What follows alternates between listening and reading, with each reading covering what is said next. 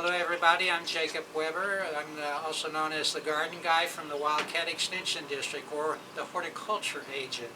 Today I want to visit with you about growing plants in containers. Container gardening has been quite popular, and it affords everybody the opportunity to grow plants in areas where traditional gardening can't be done, such as in towns, where in apartments, for example, where you don't have any access to garden soil or garden plot. You can grow your plants in containers. Now there's ways of growing plants successfully in containers, and there's ways of really failing miserably. Let me talk about the container first. A container is anything that holds soil. And it can be made out of plastic, like this pot here. It can be made out of clay, like this pot here. It can be made out of wood. Well, the other thing that you need to know about containers is you have to have holes in the bottom of the container. Now, we take this off here, and perhaps you can see the holes in the bottom of this container. The reason we need holes in the bottom of the container is to allow excess water to run out of the pot. If we don't allow for excess water to be removed from the pot, the roots of the plant will drown, and that's not good for the plant. So we want holes in the bottom of the container, or at least some way of getting the water out of the soil. The other thing that we need for the container garden is soil. And we want a good quality soil to put in the container. It has to have the ability to hold moisture. It also has to have the ability to hold plant nutrients, and more importantly, it has to have the ability to allow excess water to run freely out of the soil and down through the bottom of the pot through the drainage holes. So what I suggest that everybody use is what's called a soilless potting mix. Now there's various soil potting mixes available, soilless potting mixes. There are some good quality ones, and there are some that are not so good. Good quality mix has a basis. It probably has a lot of peat moss. It may have some bark, shredded bark in it as well. Maybe some perlite. That would be the white fluffy stuff that you see in the mix. Very seldom do soilless mixes contain sand, because sand is quite heavy. Although sand in a potting mix may be very beneficial for a lightweight pot, when you have a very large plant in a small pot that you need the weight to hold that plant down and prevent it from blowing over in the wind. So that would be one consideration. But for the most part, if we have a plant that's fairly large, we want a fairly large pot for that. For example, if we're going to grow a tomato plant such as this one here, this is a cherry type tomato, and it's going to get quite large, so we probably grow it in this pot here. This is a very large pot, contains quite a bit of soil. It would hold a lot of soil. You don't have to irrigate maybe 2 or 3 times a day. You can irrigate maybe once or twice a week instead. Irrigation is important, but plants do need the added benefit of fertilizer. Plants don't grow very well in the soilless potting mix. If the fertilizer runs out, I know there's some potting mixes that contain fertilizer, but that is probably not sufficient for a rapid, fast-growing plant like this tomato.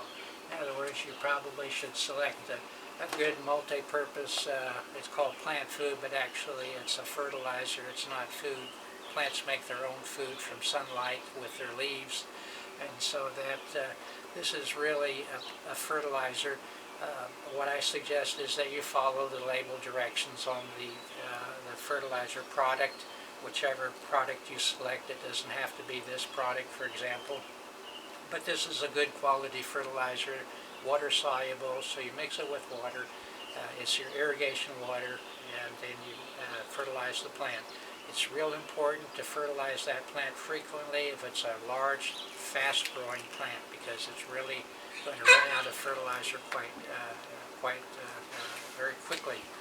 So those are the things that you need to do to grow plants successfully in a container. You've got to watch the volume of soil that you're going to select for the plant. You select the plant that's appropriate for the size of pot. And then the care that you give it all summer long is very important. Another issue is that if you're growing plants out in full sunlight, remember that container, that container in the soil is going to heat up very rapidly. So you probably want to give that plant some afternoon shade. The hottest part of the day is going to be very rough on that plant. So morning sun, afternoon shade is always good for the plants. Unless, now if you're going to grow plants in full sun all day long, it might be a good idea to maybe make an island of container plants so you have the plants all together in a group, and so they kind of shade each other and keep the soil cool. That would be one option you could do with your plants. So we're going to go ahead and pot up in this container here. We have selected a basil plant. Now that'll be about, this container is about the right size for the basil plant.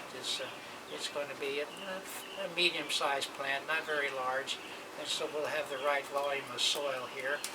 So we just fill the pot with some potting mix.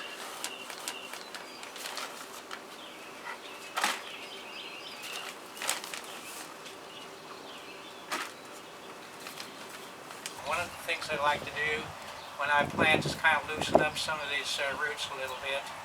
Kind of what I call flaring the roots a little. Don't want to damage too many roots, but it doesn't hurt to loosen that up a little bit so that we maybe get some active contact with the root ball and the soil that the plants are going to grow in.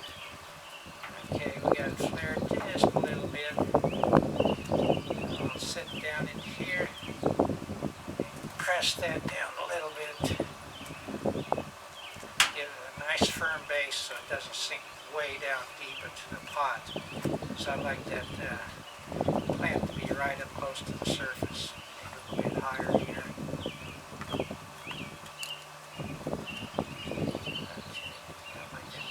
I like to leave a little bit of what I call head space on the top because with the water, you want a place for that water to set and slowly seep into the soil.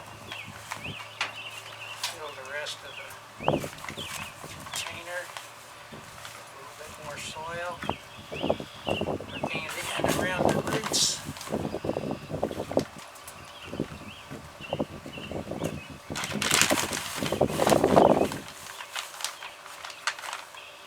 One last shot. About the right amount. Press that down. Need some more. It's good to press the soil down because when you irrigate, if you don't press it down, it's going to settle down and then you'll end up with not enough volume of soil for the plant. Fill this up all the way full around the plant itself so we get the level of the soil even with the original base of the plant.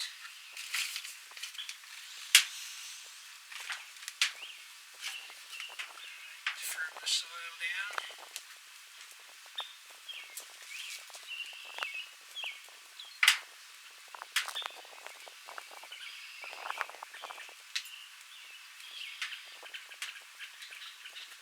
I think that'll work. We got a little bit of a head space so when we irrigate, we can pour the water in here and it'll set and it'll slowly seep down into the soil, and the excess water will run out at the bottom of the pot. If you have questions, you need to know more answers about growing plants in a container, you can contact the Wildcat Extension District office in your county. Thank you.